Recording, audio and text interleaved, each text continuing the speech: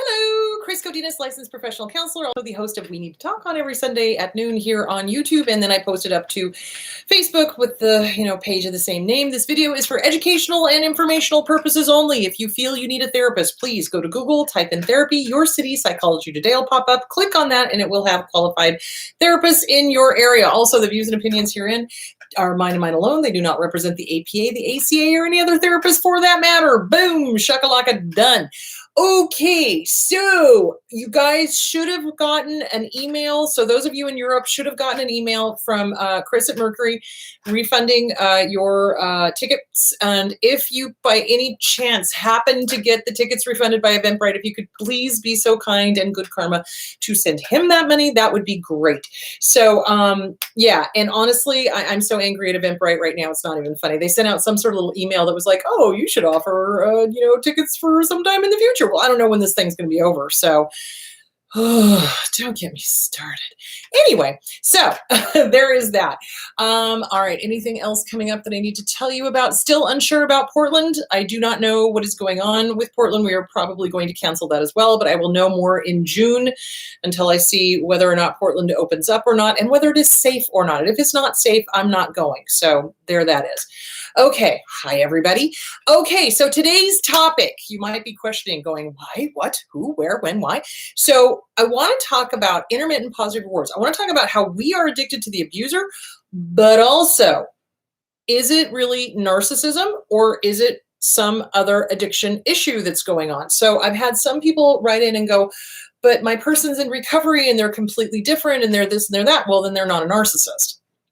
If they're changing, they're not a narcissist. Let me just make this perfectly clear. Narcissists don't change. Alcoholics can change, absolutely, because their brain's being influenced by drugs and alcohol. But narcissists don't. And narcissists tend to also have a lot of other addiction issues going on, and then they blame their behavior on the addiction as opposed to, no, they're just fucking assholes. So, all right, so let's start talking about that. Okay, so let's talk about how we are addicted to the intermittent positive rewards. Then I want to talk about addiction, and how it's different from narcissism. All right. So it is all based on behavior. So intermittent positive rewards, people have said, well, what is that? Intermittent positive rewards is the way we train dogs. So when we're training a dog, we don't always give a treat. Maybe on the third or the sixth time we give a treat. Well, pretty soon the dog starts doing the behavior we're looking for because it gets a treat. I hate to say it. That's exactly what abusers do to us. I love you. I love you. I hate you. I hate you. I hate you. I hate you. I love you. Love, love, love, hate. And they keep us on our toes going, wait, no, they're back. No, they love me. No, this is the person I had in the love bombing phase. No, this is the one that I really love. This is, and then that's where we get addicted. We don't get addicted to the abuse. I want to make that perfectly clear. And when I hear people say things like that, I just want to, geez, come here, let me smack you with the enlightenment stick. It's like, no, we are not addicted to the abuse. We are addicted to the abuser, and we are addicted to the intermittent positive rewards because I hate to say it, like dogs, we start looking for that treat. We start looking for that, oh my gosh, they're good. That's them. Oh my gosh, they're back. And that is the sad thing. I cannot tell you how many times I have heard abused people sitting on my couch say, oh my gosh, no, they're back. They're doing the good behavior there. And then 2 weeks later, oh my gosh, the abuse is terrible and and that's because that's what abusers do.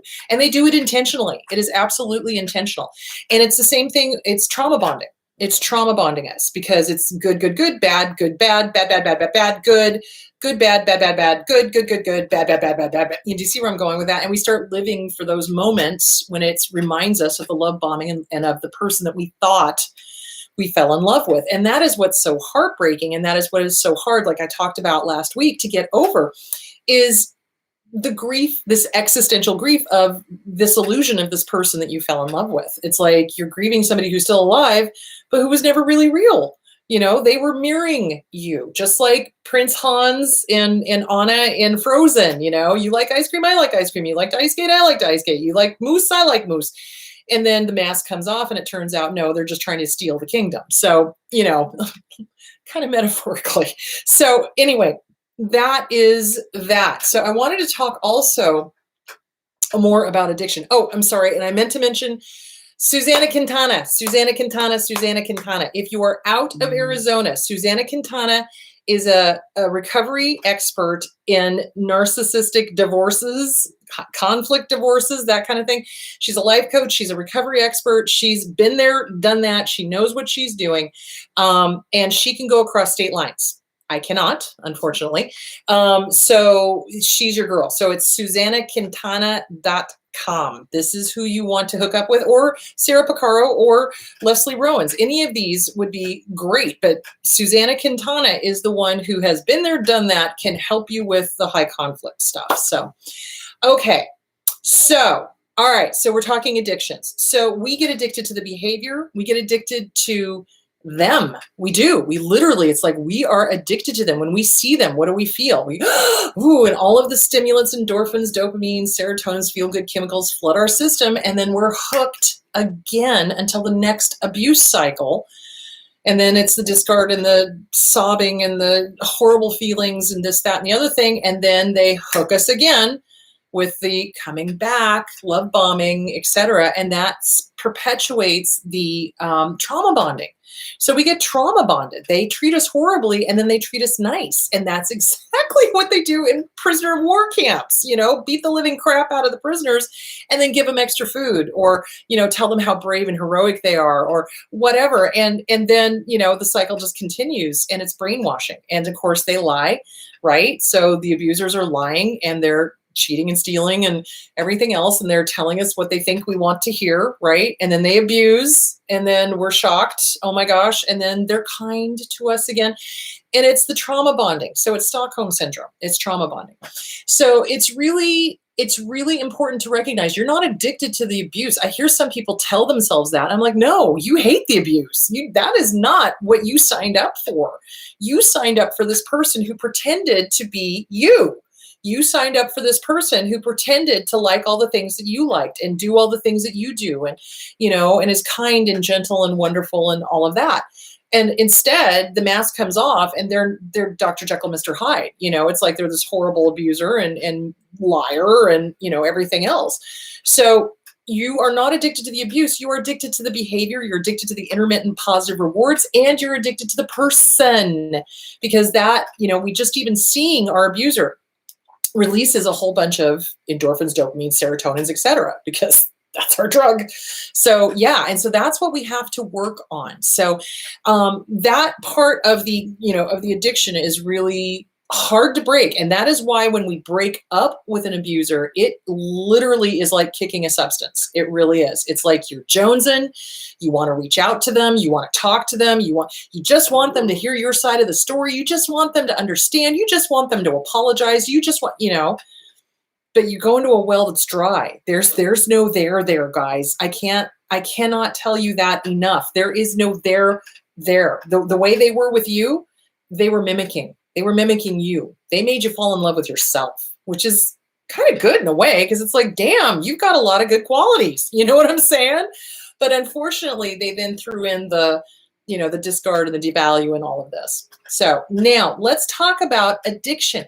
Addictions mimic personality disorders. When somebody is in the throes of when somebody's deep in the middle of it, they are narcissistic. Absolutely. They're selfish. They're all about their drug. They're all about their alcohol. They're all about getting their needs want, me, I, more, my genitals. They're very self-centered. And that is part and parcel of an addiction. Now, if that person gets into therapy and sobriety and is consciously working through, why did I become addicted? What was I trying not to feel? What was I trying to avoid? What was going on, et cetera, and they start changing, then that means they did not have a personality disorder. I cannot stress that enough. So, because I've had people write in and go, but my person went into recovery and now they're somebody completely different. So see, narcissists can get better. No, wrong. Abusers don't get better. Alcoholics, drug addicts can, if they don't have an underlying personality disorder in the first place. So when someone is addicted and they have those behaviors and they go into AA or they go into Al-Anon or they go into a 28-day program, or, they work whatever program they need to work to get clean and sober, and their behavior starts changing, that says to me they don't have an underlying personality disorder. So let's really quickly, let me grab the, oh my goodness, DSM-5, and let's go over again. Lord have mercy. I should have worn my glasses. That's what I should have done. Holy crap. All right. Narcissistic personality disorders on page 669. Okay. 669. Okay. 669. Here we go. So I just want to remind you what the definition is of narcissistic personality disorder. Where are my glasses? Lord. Okay. Here we go. I didn't think I was going to be reading today, but I decided to.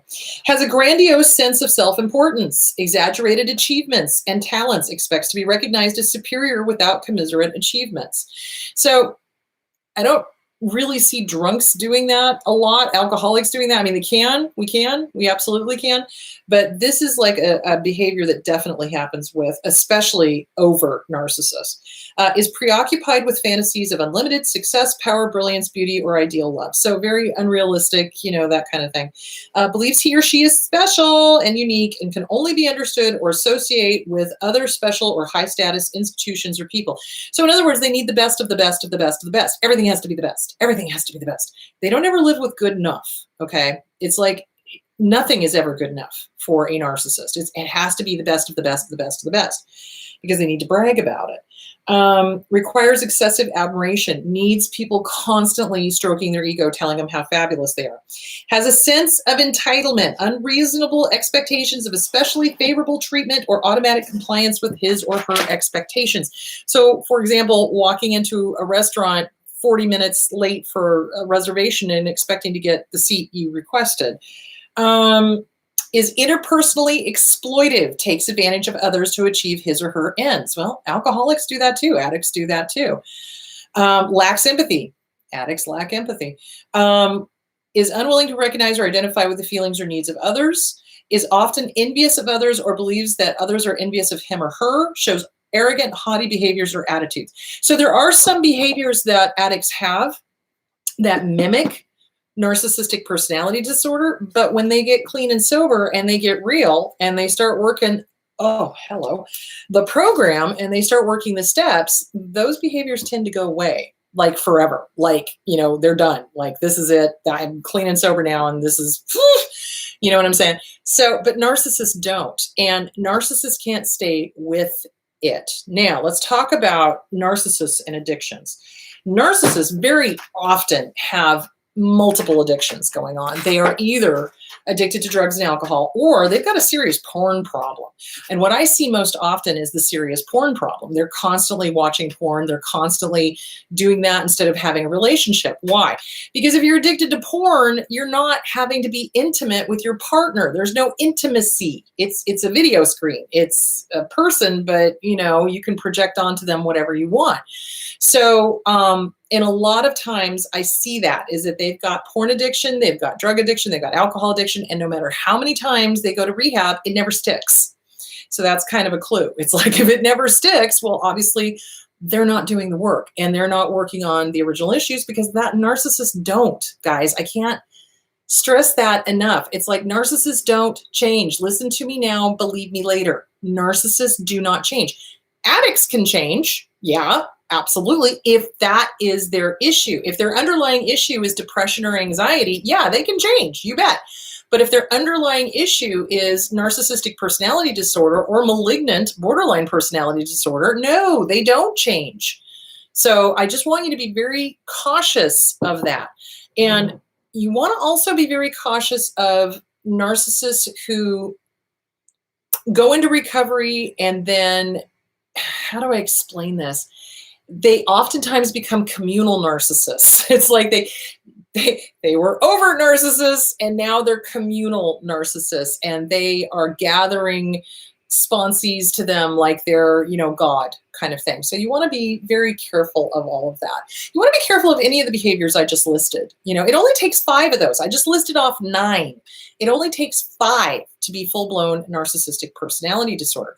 Something else that came up this week that I wanted to address is that somebody said, oh, well, there's somebody else on YouTube and they said you shouldn't use the DSM-5. Those are the therapists that I was talking about last week that don't want to label people. And if you really investigate them, 9 times out of 10, they have the disorder. So there that is. So you want to be careful of anybody who's like, oh, we don't want to hurt their little feelings, et cetera, et cetera. I'm not going to go off on a rant. I did that last week, but yeah, and the ones who don't want narcissistic personality disorder, borderline personality disorder, avoidant personality disorder, OCD, any of the personality disorders, they generally have the issue and they're trying desperately to not have it, quote unquote, labeled. But it's helpful for the targets of abuse to be able to go, holy crap, that's what this is. That's what they were doing to me. That's how they behave. Holy crap. Okay, this makes sense now, because the way abuse works, it doesn't makes sense because of the intermittent positive rewards. And you throw an addiction on top of that, and they're blaming the alcohol, they're blaming the drugs. Because remember, and alcoholics and drug addicts do this too. It's you, it's you, it's you, it's you, it's you. So it's really difficult to discern what is really the issue here until you get the drugs and the alcohol off the person. So for example, I have had people show up to my office and they will be drunk or stoned or, whatever, and not in their right mind. And I'm like, dudette, I can't help you right now. You need to get clean and sober first so that we can start working on whatever is driving this issue. And of course they rage and get pissed off and storm out of the office. And then, 6 months later, they show back up clean and sober and they're ready to work. So, not always, but, 9 times out of 10. And it's really difficult to tell what is going on with somebody if they are using, because it alters your mind. It alters the way you think. It alters the way you perceive things. It very much mimics narcissism. Not all of it. If you noticed, I listed like 3 of them that it really does mimic, but the rest, not so much. You know what I'm saying? So it's really hard to tell what's going on until you clear off all of that stuff that they're using to hide their feelings. So for me, part of the reason why I really, really, really overly enjoyed alcohol is because I was depressed. I was depressed as fucking hell. Are you kidding me? Because my dad was abusive and I was not wanting to feel. So what great way to do that other than start drinking, and stay drunk. You know what I'm saying? So it's really important to figure out what's driving that. Why are they using? Why is this going on? What are they running from? What are they not wanting to feel? What are they numbing?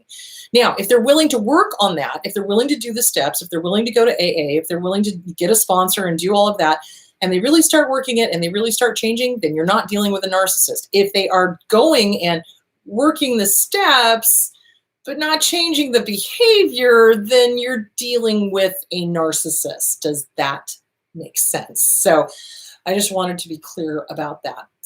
So, and the thing of it is too, like I started to say with porn, they very often will have porn addictions because, like I said, it keeps them out of the intimacy thing. If their needs are getting met by an object, because remember, narcissists, honest to God, we have no more meaning to them than this pair of glasses. We're something to be used. Seriously, that's how they view us, is that we are objects to be used. And that is how they view sex. That is how they view porn. It's an object to be used. It's not a real person somehow in their head. And it avoids intimacy. It keeps them from having to have real emotions. Now, that is also something that addicts avoid, is real emotions, because obviously if you're drinking or drugging to numb yourself, you're trying to not feel, right? So that's where it gets confusing, because it's like, well, wait a minute, is it narcissism or is it addiction? Is it what's going on? But it's similar, but like I said, once the person gets into recovery and they actually start changing, then no, it's not a personality disorder. It is the addiction that was doing the problems. But if they're a narcissist and they've got addictions and they supposedly get into recovery and none of the behavior changes and they keep slipping back into drugging, drinking, porn, whatever. No, that's the personality that's the problem. So there is that. I also wanted to make sure that you understand that the intermittent positive rewards, that is nothing to be ashamed of. Anybody can get hooked with that. That is, it's built into our DNA, I think, to look for the good and to want to have the good and to, kind of, ignore or minimize the bad behavior. And, oh, look, they're back. Oh, gosh, we're going to forgive and blah, blah, blah, blah, blah. So again, I wanted you to not beat yourself up. If I posted a meme this week that was like, be honest. If you took them back, was the second, third, fourth, fifth, sixth, seventh time any better? And, obviously, no, it's not. They just would intensify the abuse. That's what they do. And they're, you've shown them basically that you'll put up with it. And so their abuse will be worse more times than not. And the time period for them, for the mask to slip, gets shorter and shorter and shorter and shorter. And a lot of people are like, oh my gosh, I'm so stupid, blah, blah, blah. I'm like, no, you're not. Stop it. You're not stupid. This is what we do. It takes on average 7 times leaving before it sticks. Why? Well, we were groomed, original wound, right? So remember how I talked about that? We were groomed to caretake, right? People please, help. So this is where this comes in with the addiction stuff. If we've got somebody who's an ask hole, remember that term, ask hole? Help me, help me, help me, help me, help me, help me, help me. But then you go to help them and they, screw you or whatever, or they don't listen, or they don't go get help, or they don't do what they're supposed to, or whatever. They're assholes. They're wanting to keep us stuck, helping them. Oh, I want to get clean. I want to get sober. I want to stop the porn. I wanna, but they don't do anything themselves. And they're looking to you going, well, you need to help me. No, dude or dudette, this is your issue. You need to go to AA, Al-Anon, whatever, CODA, whatever, and get your shit handled. I can be supportive, but that's about as far as it goes. But you'll notice that with true narcissists, it's always you. You need to help me. You need to do this. You need to go to the meetings with me. You need to make sure I'm doing this. You. And it's like, this is a solo project. Seriously. I mean, I'll support. I'll be the supporting role over here, but it's all you. So they're not serious about their recovery, basically, is what I'm trying to say. And they'll pretend to be serious about their recovery, but they're not. And then it becomes a game. So then what you'll notice with a lot of them, especially the ones that are addicted to porn, they start sneaking around, seeing if they can get away with it. Oh, I'm just going to do it here at work. Oh, I'm just going to do it in the car. Oh, I'm just going to, well, let's see if I can get away with it. And it's a game for them. They want to see if they can get away with their addiction. They want to see, because they honestly, remember, true narcissists, really honest to God, think they are smarter than everybody in the room. They really do. And it just blows my mind, because they'll do just blatantly stupid things that will get them caught, and then they're pissed off that they got caught, and then they flip the script and try to go, oh, well, you made me drink, you made me watch porn, sorry, not buying that, because there may be one finger pointing out, but there's 3 fingers pointing right back at them. And that's, addicts do that as well, but narcissists really do that. That is their thing. So, okay. And don't feel bad for being trapped in the intermittent positive rewards. That's what keeps us stuck. That's what keeps us going back 6, 7 times, on average, 7 times leaving, because we keep hoping, and this is where I was going with that. Sorry, I got off track. We keep hoping, because of our original wound, trying to fix our caregiver, that if we can make this person love us, we will fix everything. No, that doesn't work. It's like half of a shit sandwich, total shit sandwich. So when especially they're assholes and they're like, help me, help me, help me, help me, and you give them the tools, and then 2 seconds later, help me, help me, help me, help me, and then you give them the tools, and then 2 seconds later, help me, help me, help me. That's now a codependent thing. This is your issue, where you have to step back and be like, no, I've given you the tools. You know what to do. It's all you now. It's go you. It's all you. So this is where Harriet Breaker's The Disease to Please comes into play. This is where Codependent No More and Beyond Codependent No More by Melanie Beattie comes in. And this is it's a tightrope walk when you're dealing with an addict, because it's like you want to help them, but you certainly do not want to enable them. And a lot of addicts, again, love to play the victim. It's part and parcel of the addiction. It's the devil on the shoulder, that kind of thing. And you don't want to give into that, but you also don't want to enable them. And you have to really, really be careful of giving the proper amount of support in the appropriate ways without, abandoning them and without enabling them. And it's a tightrope walk. It really is. And oftentimes, when somebody's in the middle of an addiction, they're angry, they're pissed. Why? Anger is the easiest emotion to access. Funny. How are narcissists angry and pissed? Why? Because anger is the easiest emotion to access, and it's a very powerful emotion, and it gets people to shut up. It's used by abusers to shut people up and shut people down. And same thing with addicts when they're in the middle of it. They think if they rage, then everyone's going to let them just do their drug, So it's really important to not assume that when somebody gets into recovery and they start getting better, that they've been a narcissist that's now changed. No, they were an addict. They had some narcissistic traits, to be sure, because of the drugs and the alcohol or whatever else they were using. And they've been working on this, and they are getting better because that was not their original problem. Their original problem was probably wanting to numb, probably depression, probably anxiety. So yeah, if it's a personality disorder, that doesn't get better with sobriety. In fact, it gets worse because now they don't have the drug to lean on, which is why they start playing games and all of that stuff. And they get bored. And it's really, like I said, it's like if someone is willing to work on themselves, great. That's wonderful. And you're seeing change and progress. That's great. But if they're like, help me, assholes, again, help me, and then you give them help, and then they go right back, and then help me, then they're not interested in change. They're not interested in change, and they won't change. And so somebody with narcissistic personality disorder absolutely will not get better. They will not. They don't have the empathy cog, and especially if they're a dark triad. If you're dealing with somebody who is a narcissist, a psychopath, and a control freak, okay, they're using to numb, they're using to not feel or whatever. Not that I think they feel in the first place, but you know what I'm saying? They're using for whatever reason they're using, and then they get clean and sober, and then they get pissed, and then they take it out on anybody and everybody. I can't tell you the number of dry drunks that are just raging narcissists. It's like, okay, you're clean and sober, you're not using, you're still a fucking asshole. Sorry, you still have a personality disorder.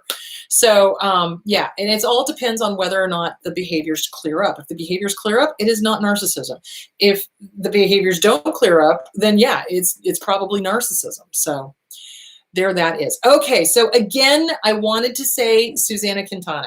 So she can do Skype, she can do phone. She is your girl if you are going through any sort of divorce or dealing with any sort of high conflict. She's the one you want because she can talk you through how to do like emails and stuff from these people. And like I said, I have noticed that there's been a whole bunch of hoovering going on.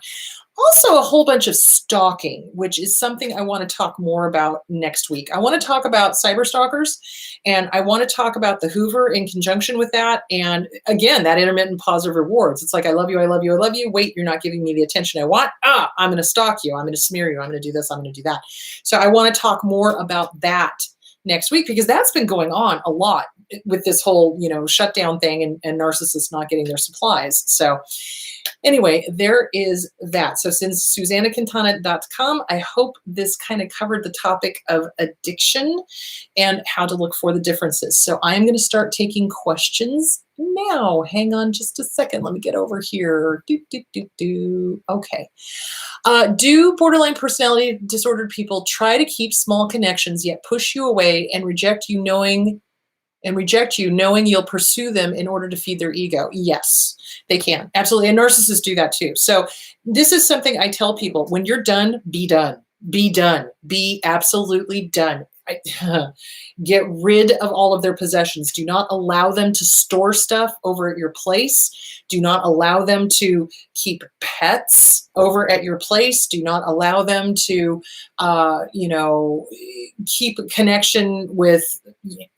So here's something that I see them doing. We're going to talk more about this actually next week. So what I have seen abusers do, okay, is they will store stuff over at the person's house, keep a pet over there, have friendships with distant family members of the target, flying monkeys.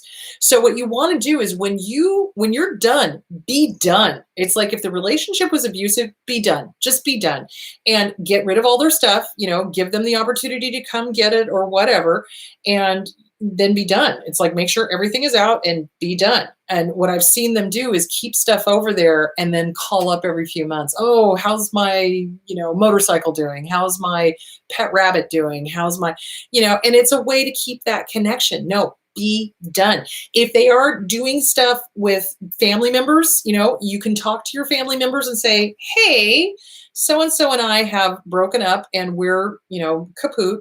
I would truly appreciate it if you would pretty please not let them know what I'm doing. It's none of their business. Or if you could put them on a restricted thing so that they don't see my stuff or whatever, then you block them. You just block them. You block them on everything. Once you're done, you're done. So you block them on social media, you block their email, you block the telephone number, you block everything. And you make sure all of their stuff is out of your house, that they have no more connection. You talk to the family members that they are connected to, make sure they understand, I don't want them knowing anything about me. And if the family members continue to share pictures or let the person know what you're doing or whatever, be done. Be done. Just block them, defriend, and then if they come at you and be like, well, why did you do that? I'm family. Okay, family. I've asked my friends to do this and they were all able to block this person. So why the hell are you not able to do it? Hello? Do you see where I'm going? You've got to really get your walls up. You really do. It's like when you leave somebody who is abusive, you have to really have those borders up really good. And it's a boundary. It's a boundary.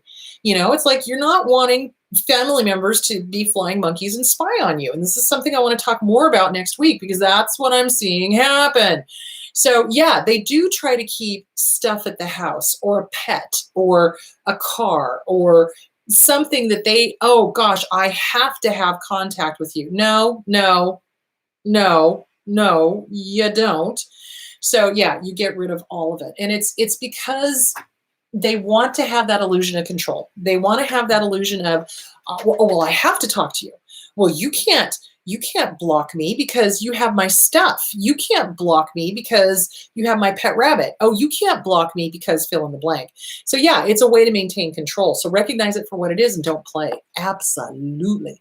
How do you equate this to narc parents as opposed to narc partners? As in, are you addicted to narc abuse from the parent? No, we are addicted to our parents, guys. So remember this. Dealing with narcissistic parents, dealing with borderline parents is extremely difficult. It is, because there are protectors, or they're supposed to be, and we have this connection to them somewhat enforced by society, like, oh, well, you should love, you shoulda, coulda, woulda. So that's mental masturbation, which means you need to kick it out of the system. You should love your parents. You should do this. You should do that. You're shooting all over yourself. That's what, was it Carl Rogers that said that? So, you're shooting all over yourself. It is very difficult. You are not addicted to the abuse, guys. You're addicted to the people, and they are our family. And traditionally, or in a perfect world, that family is supposed to be your first love, and it's supposed to be your friends, and it's supposed to be, supportive. But when we come from abusive families, they're not our friends. They're not supportive. They're cuckoo for Cocoa Puffs. And it really makes it hard to leave family because we're like, oh my God, I'm all alone. So, shameless plug. Here are my books. What's Wrong with Your Dad? And What's Wrong with Your Dad, realizing that my parents did not have my back was one of the hardest things I had to go through.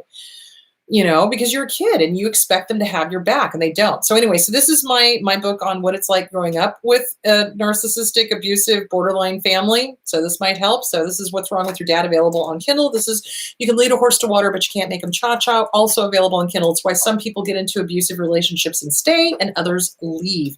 Also, while I'm about it, Susanna Quintana has got her book out. It's called You're Still That Girl. Awesome book. I love her. She's fantastic.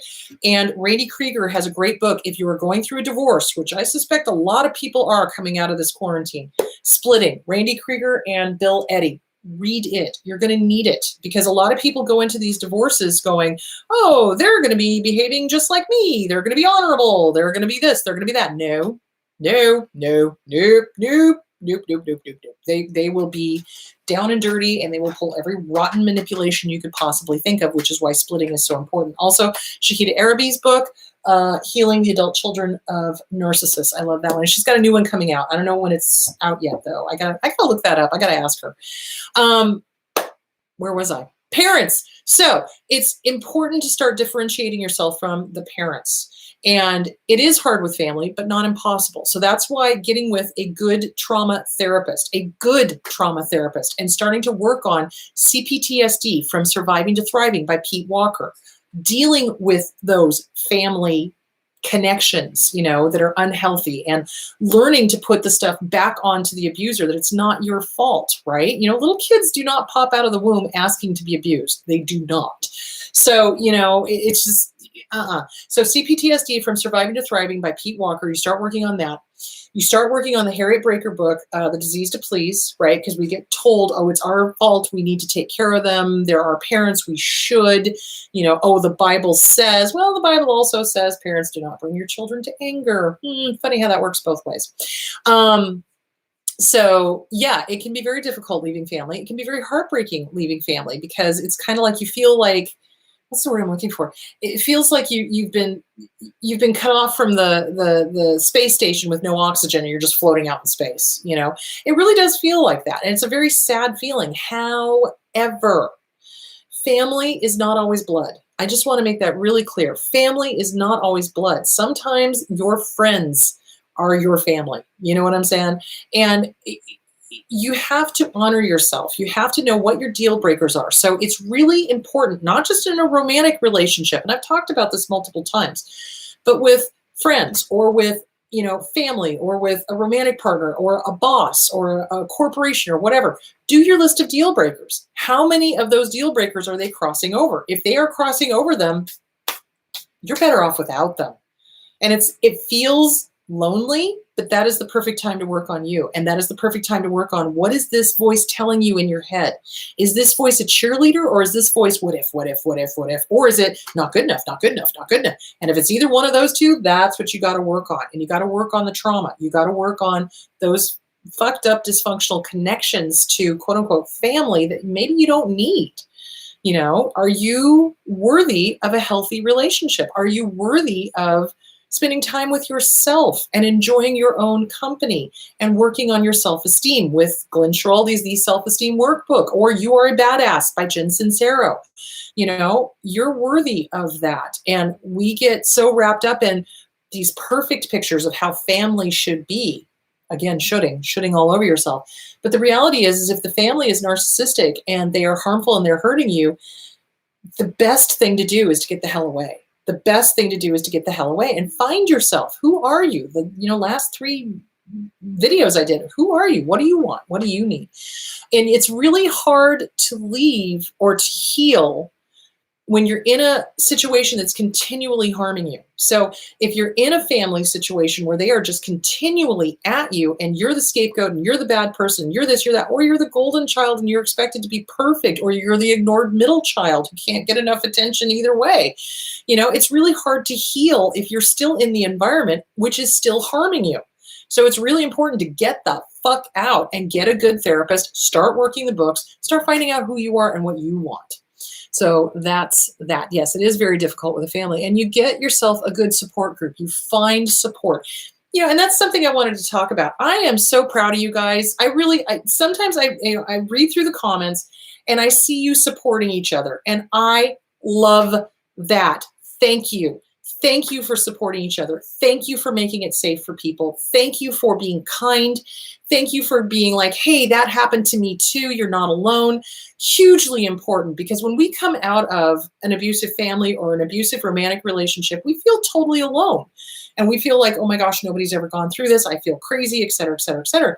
So it's really, I really thank you guys. Thank you for supporting each other. So that's what I'm saying. When you come out of one of these relationships, get into a good support group. Find your tribe. Find your tribe. Find like-minded people. You're going to need it. Especially when we feel alone, especially when we have left a family unit. We may need to start recreating a healthier family unit. And that's the danger. You don't want to come out of that unhealthy family unit and immediately try to recreate a family unit, because you're going to recreate what you had over here, which is why I'm saying take your time. Be alone for a while and work on you. Work on all of the stuff that you need to work through to realize that you are worthy of a healthy family unit, no matter how that looks. So there's that. Okay, sorry, I went off on a tangent. Okay, question. My narc addict mom has been using before I was born. I'm no contact 15 months. My emotions are so up and down when I think of her. Could you explain to me what I may be feeling and why? So it's really difficult going no contact, even in the best of circumstances. So when somebody is, our parent, and they were using before we were born, I would imagine there's a lot of codependency going on, because we end up having to caretake them. They come in drunk, they come in stoned, they come in whatever, they're throwing up. We have to clean them up. We have to get them into the bed. We have to, whatever. So any relationship that makes you feel fearful, obligated, or guilty is not a healthy relationship. So you're going to be having a bunch of emotions. You've been no contact for a little over a year. And your emotions are up and down when you think of her, because you have got those complicated feelings. So DCS, okay? I can't tell you the number of times that DCS, I work with a lot of caseworkers from there, and a lot of them will tell me the kid will be getting horribly, horribly abused, and yet they miss their abuser. They miss their parent. It's partially it's because, okay, they're our parent. Partially it's because of the intermittent positive rewards. Partially it's because we feel guilty, or we feel that we need to take care of them. So it's common. And when an abuser dies, like let's say the abuser dies, right? A lot of survivors have got complicated grief. And I talked about this last time. Complicated grief is when there is a whole bunch of different emotions going on at the same time. I love them. I hate them. I was fearful of them, but I really enjoyed this with them. But damn, they did this too. And, and there's a whole bunch of emotions going on. So what you're feeling is 100% normal. What I strongly suggest is that you get with a good therapist, a good trauma therapist. Having a mom for an addict or an addict for a mom is going to cause trauma. It is. You want to start reading all of the codependent books. You want to read Codependent No More and Beyond Codependent No More by Melanie Beattie. You want to read The Disease to Please by Harriet Breaker. Self-Esteem Workbook. Because if our parent is checked out and using drugs or alcohol, they're not able to mirror back to us who we are. And we learn self-esteem from watching our parents. So if our parent does not love themselves enough to not abuse their body with drugs and alcohol, guess what? They're not teaching us how to love ourselves either. So we've got to work on self-esteem. So Self-Esteem Workbook by Glenn Schiraldi, or You Are a Badass by Jen Sincero. So you're feeling these emotions because they're your emotions, and that's what happens with complicated grief. It is like grieving the loss of somebody who's still alive. So that's what you're going through. So I would strongly suggest getting with a good therapist and really working on the trauma, really working on the self-esteem, really working on the boundaries, really working on loving yourself, and releasing yourself from any fear, obligation, or guilt. So remember, that's the fog: fear, obligation, or guilt. So do that. So it's normal. It's normal. Everything you're going through, 100% normal. Okay, the difference between abusers and narcissists confuses me. They're the same, hun. They're the same. I just use them interchangeably. Do you believe someone that is physically and psychologically abusive, you believe they can change? No. If they, hello, they're abusive, they enjoy it. Okay, they're doing it because they enjoy it. So that says to me sadism. That also says probably psychopathy. So no, they're probably narcissists. So you're dealing with, yeah, no. If somebody is physically and psychologically abusive and they're doing it on purpose, then no. They're an abuser, they're a narcissist, they're malignant borderline, malignant narcissism, dark triad, whatever. So no. They don't change. The leopard does not change its spot. It does not change its spot. Don't believe that for one goddamn second. All right, so there is that. Hi, Chris. As much as I respect a healthy, non-narcissistic man, I cannot get sexually attracted to him. How do I get to a place where I can feel sexual attraction for a man who's good for me? Self-esteem. Self-esteem. It really, I swear to God, Boy Scout honor, it's all boiling down to self-esteem. When we love ourselves, we realize that we are worthy of a healthy relationship, and it comes naturally, and we are attracted to people who treat us with respect. If we are attracted to people, so let's do this. If you're attracted to the bad boy, right? And there's a good guy that, he's got it all, except he's not a bad boy, but you keep going for the bad boy. That says to me, your inner child is the one that's doing the picking. That means your picker is broken.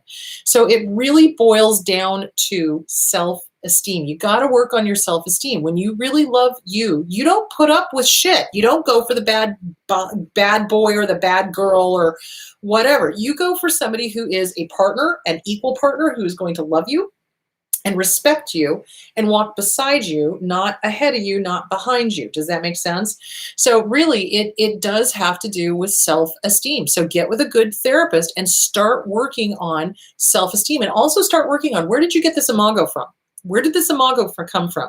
Who does this person remind you of? Does it remind you of mom? Does it remind you of dad? Grandparents? Where did this come from? Because we fall in love with our family first. And that's our imago for other relationships. So you got to figure out, what is this about? Who does this remind you of? How old are you when you say you're attracted to this person? What's going on? So get with a good therapist and start working on self-esteem and boundaries. Okay. Hi, Chris. Could you please talk about intermittent rewards with parental praise or gifts? Okay. I'm not quite sure I understand, but let me try from my understanding of it. If I get this wrong, if you could please IM me and clarify, and then I can answer you in private, that would be great. So what I've seen dysfunctional families do is that they reward with gifts or praise to the kids who toe the line, okay?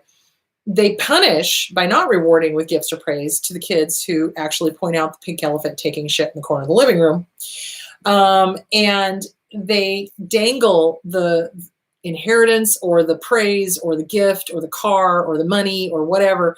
Do this and I'll give you this, So they do that. And that's not how normal families work. It's not. So I think that's what you're talking about. So if it's not, if you could please IM me, that would be great. Or you could clarify, and then John can type up the question and I can answer it at a later date. But yeah, they use money and inheritance and everything to get you to toe the line. That's what they do. I can't tell you the number of times, and I think we talked about this a couple of weeks ago, how they write people into wills, write people out of wills, write people into wills, write people out of wills, dangle the inheritance in front of them, et cetera, et cetera, et cetera. So, and it's a way to get them to toe the line and do their preferred behavior, which is you being put into the little box that they've put you in, or being a flying monkey or whatever. So yeah, they do that.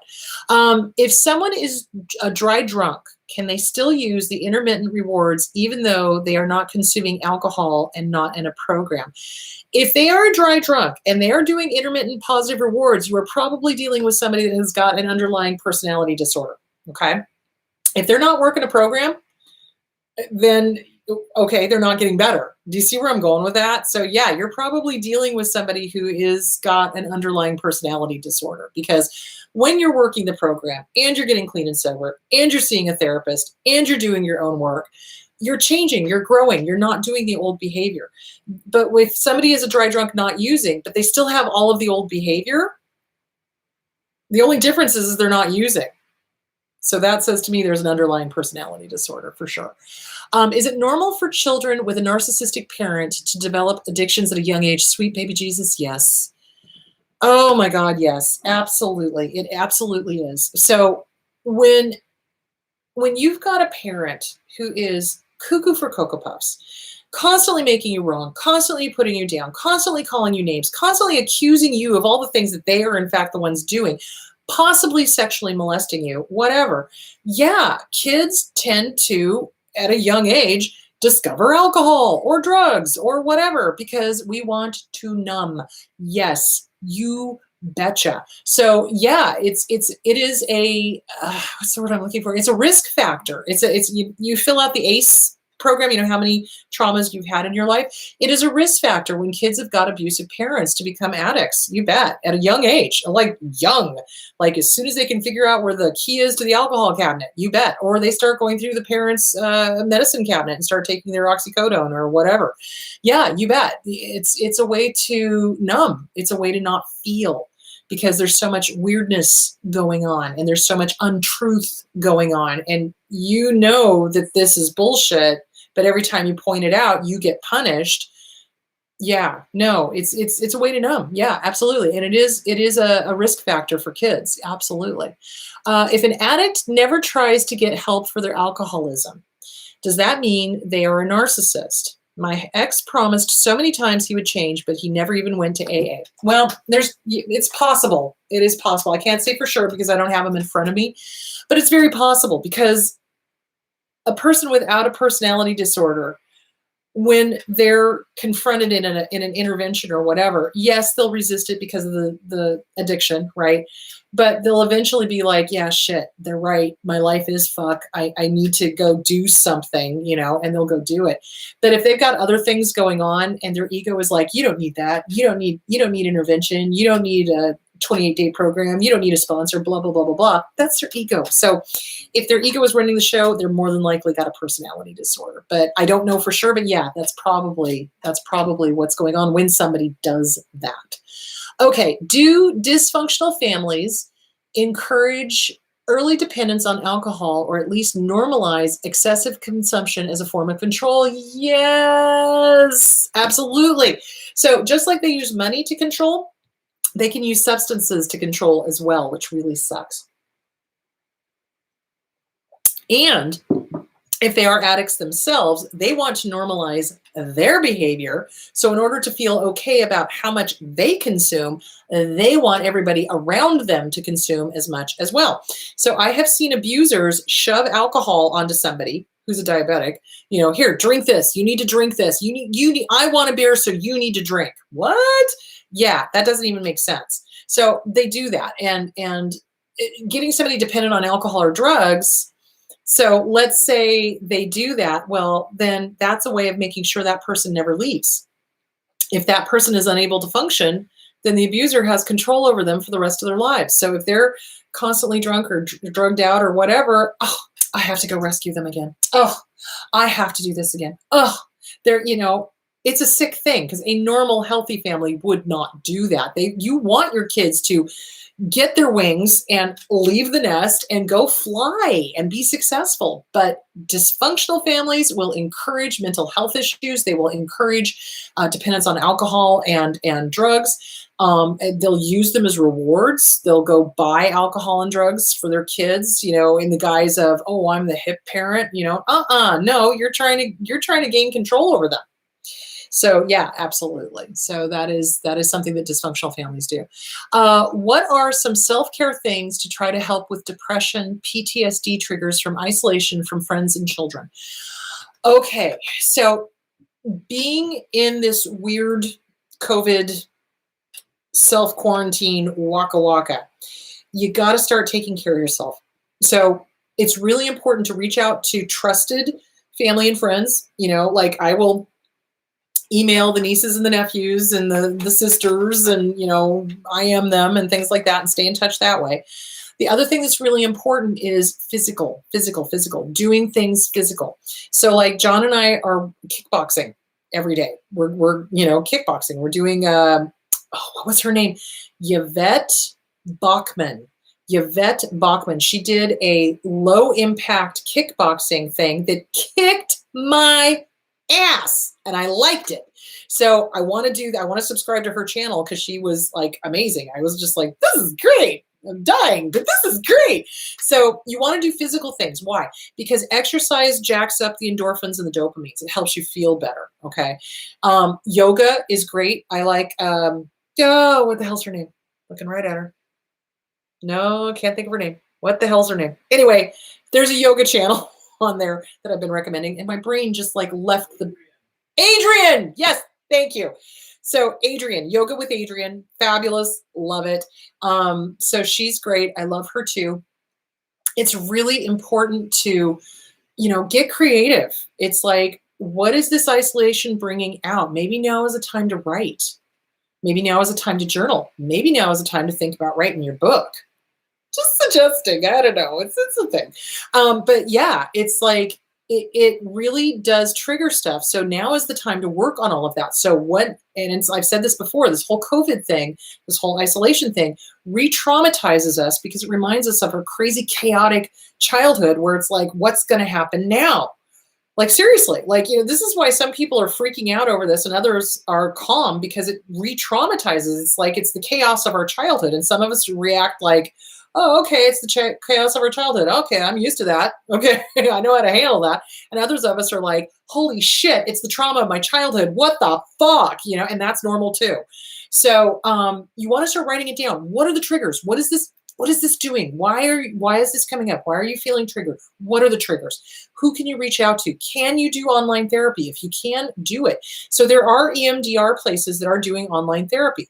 So you want to check with that. Can you do EFT? Can you start working on all of that? Can you do the workbooks that I've talked about? But you do want to get physical. You want to raise for the depression. You want to raise up the endorphins and the dopamine. So that's why the kickboxing or the yoga is fantastic because you're getting in touch with your body, which a lot of us have been disconnected from because of the abuse, especially if there was sexual or physical abuse going on. So this is all totally normal. So drinking plenty of water.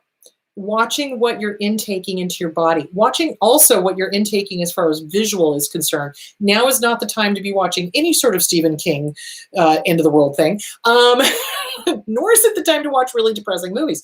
But really, I think this would be the time to really figure out what those triggers are and why. How, what, when, where, how, why. And get with a good therapist, get with a good online therapist and start working it through. Reach out to family and friends online. You can do Zoom meetings. We tried to do one with the kids, niece, nephew, and the great nieces, and it didn't work out too well, but at least I got to see all of them, which was pretty cool. So do things like that and find online things that you can do that are fun. So something that John and I are doing is we've been watching virtual safaris. And I don't mean like killing safaris. I mean like looking at the pretty animals in Africa safaris. And we were like, oh, what is that? Holy crap, a hippopotamus is related to a whale? What the fuck? And just discovering stuff. And, and so do fun things like that. What have you always wanted to look into? What have you always wanted to explore? What have you always wanted to learn? Now is a great time to learn something or to write your book. Write out what happened to you as a kid. Write out all the triggers. What's going on? Get into therapy. Do that type of thing. Make sure you're eating healthy. Try not to eat too much sugar. I've been so guilty of that. Holy crap. I have been cooking up a storm. And unfortunately, it's all baked goods like, cookies and cakes and things like that. Apparently, that's what I do when I'm stressed. So, but you also want to take good care of yourself. And I just want to validate that is so normal. We are all going through that. It's like the PTSD, triggers from isolation, not being able to see our trusted family and friends. It's because of this whole stupid COVID thing. It reminds us of our childhood, you bet. So write it out. Be gentle with you. Find people you can trust. Find your support group. Find people you can talk to, and that type of thing. Okay. I have many family members calling me lately. 2 of them are narcissists. Should I have a wall up? They're not directly in my life. Sometimes I'm treated well. It's very confusing to me. So this is what I want to talk about for sure next week. So during this whole isolation thing, all of a sudden we're getting a whole bunch of Hoovers. We're getting a whole bunch of Hoovers. So lots of narcissists in our lives are suddenly, oh, I just wanted to see how you're doing. Oh, just checking in. Oh, blah, blah. And the reason is they're bored.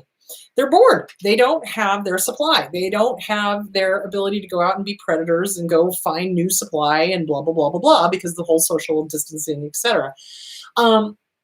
It's really up to you. If they are not treating you well, you are under no obligation to have a conversation with them. You don't owe anybody anything. If you were not related to these people, would you have anything to do with them?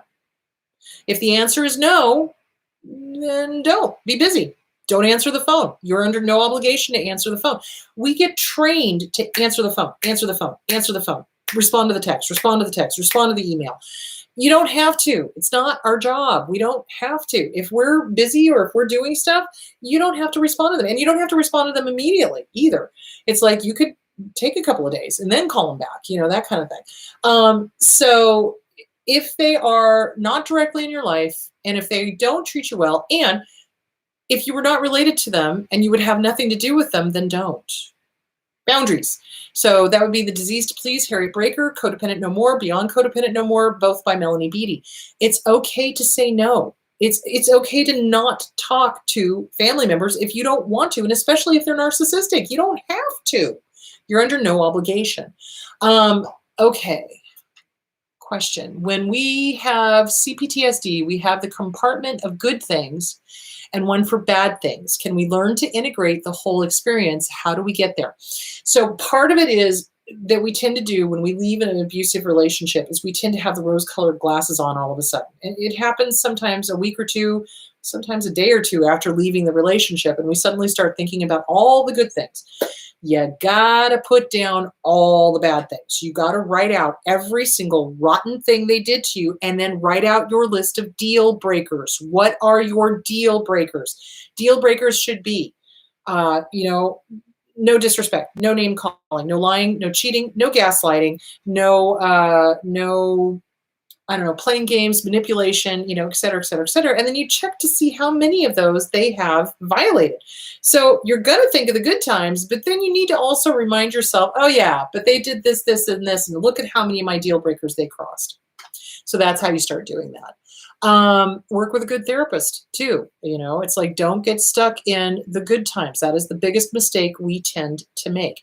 Is it possible to fix adrenal fatigue? I believe it is. I'm not a doctor. I don't play one on TV. I would talk to a good naturopath, and I would find out what you need to do to fix adrenal fatigue. I do believe it is possible to fix it. Part of it is, though, is that we have to be aware and cognizant of the anxiety, because that's living up here in remember, the amygdala is stupid, and it's always constantly triggering the hippocampus, hypothalamus, which also triggers the adrenal gland to constantly pump out adrenaline, because we're getting ready to fight, fight, flight, freeze, or fawn, give in to our abuser. So we got to be able to stop that fight, flight, freeze, or fawn response and start allowing our system to calm down. So I would get with a good naturopath and see what they suggest. I would also start practicing meditation. And you want to be very cognizant and very aware. When are you in fight, flight, freeze, or fawn? What is going on? Can you stop it before it gets to the point where the adrenal gland gets involved? So yeah, absolutely. All right, kids, I am losing my voice. I've got allergies like nobody's business. Everything is growing. It's so funny because it's going to be 107, I think, on Wednesday. And John are like, great, it's going to kill everything. Yay. So, I know, we're weird. All right, my loves. So next week, I want to talk about stalkers. I want to talk about online stalkers. I want to talk about what to do when somebody hoovers you and just keeps harassing you and won't stop. I want to talk about all of that. Please share these videos with as many people as you can. If you know people who are going through abuse, please tell them to watch this channel, get them to subscribe, et cetera, et cetera, et cetera. Please do take good care of yourselves. Be very careful. Continue to use good hygiene and wear masks when you go out. Do social distancing. I don't want to lose any many of you. And again, thank you so much for supporting each other and helping each other and being a support. I love you guys that you do that. So that's it. All right. I will talk to you next week when we talk about online stalking. Okay. Have a great week, guys. I'll talk to you later. Bye.